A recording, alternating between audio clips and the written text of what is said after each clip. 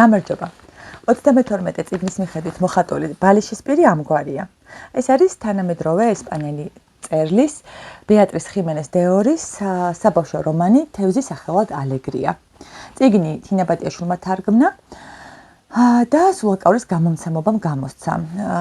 ახლა ვარ იმ კედელთან, რომელიც მოამზადა ჩემი მოსწავლეებისთვის პანდემიის დროს, აქედან მიწევდა ერთი თვის განმავლობაში გაკვეთილების ჩატარება და ამ კედელზე გავაკარი ჩემი ბავშვობის ნახატები, მაგალითად ეს ბერი ანდრია,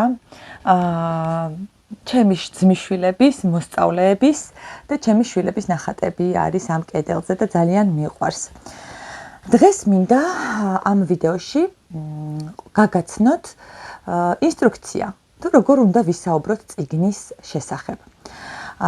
ჩემი მოსწავლეებისთვის ლიტერატურულ კაფეებს როცა ვამზადებ, ვწერ ხოლმე ინსტრუქციას, ან მათთან ერთად ვამუშავებ ქარგას, რომლის მიხედვით მე თითოეული ჩვენგანი ვცდილობთ რომ ვისაუბროთ წიგნზე.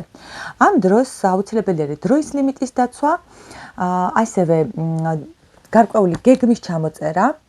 წინასწარ არ ვიზეპირებთ ჩვენს საუბარს, თუმცა შეიძლება რომ იმ გეგმის მიხედვით დამოუკიდებლად ჩვენს თავს წარვუდგინოთ წიგნი.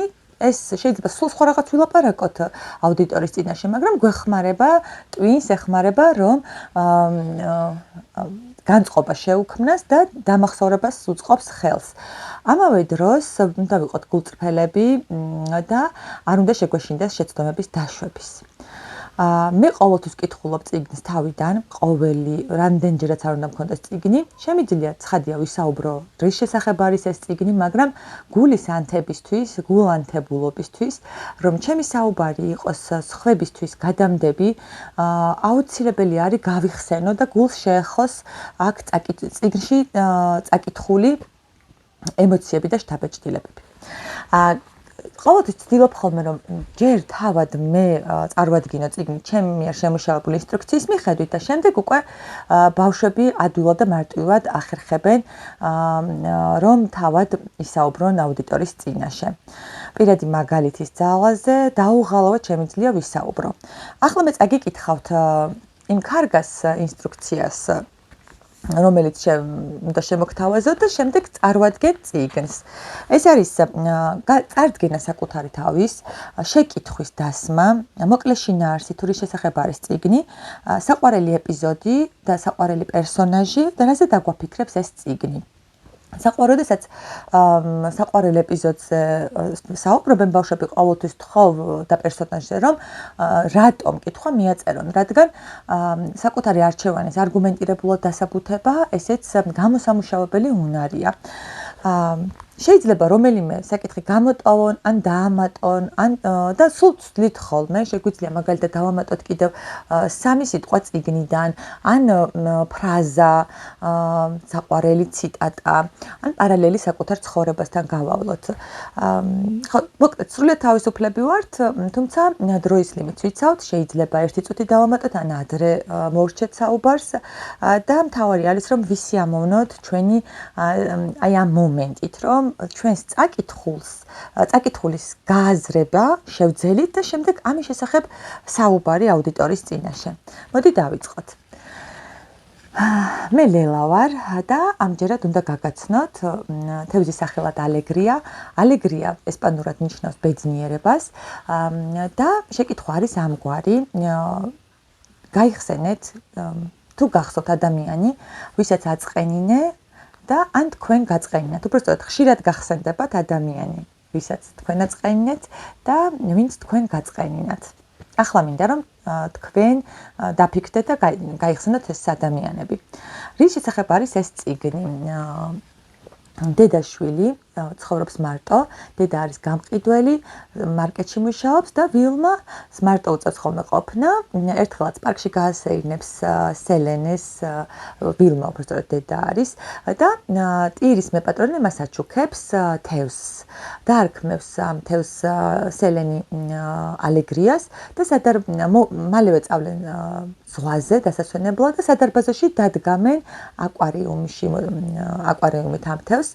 წერილს დატოვებენ იცნობენ მეზობლებისთვის, რომლებიც არ ჩანან და თითქოს მოჩვენებები არიან და სთხოვს ამ მეზობლებს, რომ დილას შუადღესას აღამოს აჭამონ თევზს და მათ ჩამოსვლამდე უპატრონონ. აი ეს წერილი და ეს თევზი ჯადოსნურ ამბებს დაატრიალებს სამეზობლოში, სადაც ცხოვრობენ ძირითადად ასაკოვანი ადამიანები, ყოფილი შეყვარებულები, ყოფილი მეგობრები და და-ძმა.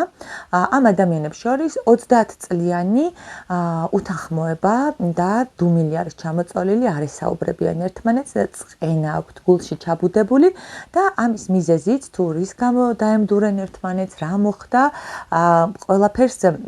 ყველაფერი ნელ-ნელა ირკვევა წიგნში.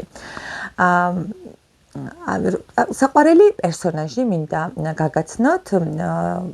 ეს არის მესიე ჰენრი, რომელიც არის მხატვარი და ძალიან რთული ბავშვობა აქვს გავლილი. უბრალოდ ხატვა უნდოდა, მაგრამ ვერასდროს ვერ შეეძლო რომ საფუძვლიანად ესწავლა და სამყაროს აღიქვამს მიუხედავად იმისა, რომ თავისთვის ცხოვრობს ამ სოლდადეტო პლომოს 13 ნომერში, თუ სწორად ვამბობ ამ ქუჩის სახელს. სამყაროს მშვენიერების აღქმა უნარი აქვს. აი, ამიტომ მომწონს ეს პერსონაჟი, რომ ძალიან კეთილშობილია და მგრძნობიარე. ეპიზოდიც მას უკავშირდება, სხვა ეპიზოდების ისეთი არის, რომ ვერ გაგიმხელთ, მაშინ უნდა თქვენ თვითონ რაც უნდა წაიკითხოთ, ისე ის ყველაფერს მოყოლა მომიწევს და თავ შევიკავებ. ერთ-ერთი ეპიზოდია, როდესაც მესიე ჰენრი ამზადებს სადილს ქათამს კარის სუნელით და ძალიან მოწყენილია, ხატვა შეწყვეტილი აქვს ამ თავის დასთან უთანხმოების გამო და გაიხედავს და დაინახავს, რომ თევზი ლივლივებს, ეს ალეგრია და მიხვდება, რომ აუცილებელი არ არის რაღაცა მნიშვნელოვანი მოხდეს, სამყაროს მშვენიერება პატარა დეტალებში შეიძლება დაინახო და აღიქვა. ეს ეპიზოდი იმიტომ მომეწონა, რომ მეც ჩემს მოსწავლეებს გამუდმებით ვთხოვ, ბევრს მუშაობ, რომ დავაფიქრო, დავასწავლო პატარა დეტალებში, ამბებში სიხარულის, მშვენიერების დანახვა და ეს უნარი გამოვუმუშავო. და რაზე დაგვაფიქრებს ეს წიგნი? ეს წიგნი დაგვაფიქრებს იმაზე, რომ ადამიანები წყენა როგორ ანადგურებს და ადამიანების ცხოვრებას, ჩვენს ცხოვრებას, გულში ჩაბუდებული წყენები და რა მარტივად შეიძლება რომ მრავალწლიანი უთანხმოება მოგვარდეს, თუმცა ამ წიგნზე საუბრისას ყოველთვის ვამბობ ამას, რომ ეს ორმხრივი თუ არ არის ორმხრივი სურვილი, მაშინ არაფერი არ გამოვა.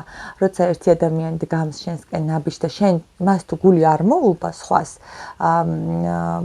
ხო, აქ ცოტა რთულდება კიდევ უფრო საქმე და მე ვფიქრობ, რომ ვინც ამ წიგნს წაიკითხავს, პირველი ნაბიჯის გადადგმა არ გაუჭირდება და მთავარი არის, რომ შენს თავთან იყო მართალი და თუ სურვილი გაქვს ცხადია იმ ადამიანის შემორიგების, მოკლედ ძველი წყენების გაშვების, ურთიერთობების სიხარულისზე დაგაფიქრებთ, ძალიან გადარეული სამეზობლოა, ძალიან საყვარელი პერსონაჟები არიან, 87 წლის დონ ფერმინი, 85 წლის დონია პაკიტა, რომლებიც შეყვარებულები იყვნენ და გარკვეული მიზეზების გამო ერთმანეთს დაშორდნენ და აი ამ ურთიერთობების როგორ განახლდება მათი ურთიერთობები, შენს იმედით გავსებს მკითხველს. აქვე არის კიდევ ერთი მნიშვნელოვანი და მტკივნეული თემა წამოჭრილი, ეს არის როდესაც დედა მსახიობი არის ერთ-ერთი პერსონაჟი და თავის პატარა გოგოს ყურადღებას არ უთმობს, არასაკმარის ყურადღებას აქცევს და როგორი მთელი ცხოვრება ტრამვად რომ შეიძლება დააჩნდეს ამგვარი უყურადღებობა ბავშვს და კიდევ ერთი თემა შემოაქვს ამ წერალს, ეს არის რომ შეიძლება ბიოლოგიურმა დედამ ისეთი დედობა ვერ გაუწიოს ბავშვს, როგორც თქვათ ადამიანმა, ქალმა, რომელსაც არ გაურჩენია ეს ბავშვი და აღზრდა ბავშვთან ურთიერთობის ტკბობა თითოეულ ქალს რომ შეუძლია. აი ასეთ თემებზე ამახვილებს ყურადღებას ავტორი. ძალიან საყვარელი მიძღვნა აქვს, ხო? ეს იყო სულ ჩემი პრეზენტაცია, იმედი მაქვს, რომ ამ 5 წუთი დავთქვი, მგონი არ მithქვამს, ჩავეტიე. მთავარი არის, რომ სურვილი აღუძრათ წიგნის შესახებ, წიგნის წაკითხვის და მოდი ახლა დავასრულებ ამ წიგნზე საუბარს იმით მიძღვნით. ეძღვნება დედას და დანიელს, ჩემს შვილს და ბოლოში არის ასეთი ძალიან საინტერესო წარწერა. აქ მთავრდება წიგნი, რომელიც დაწერეს, დაასურათეს და გამოსცეს იმ ადამიანებმა, რომელთაც წიგნები უყვართ. აქ მთავრდება წიგნი, რომელიც წაიკითხე და რომელიც უკვე შენც ხარ. როგორი საფიქრალი ფრაზაა, ხო? წიგნი წაიკითხე, რომელიც უკვე შენც ხარ.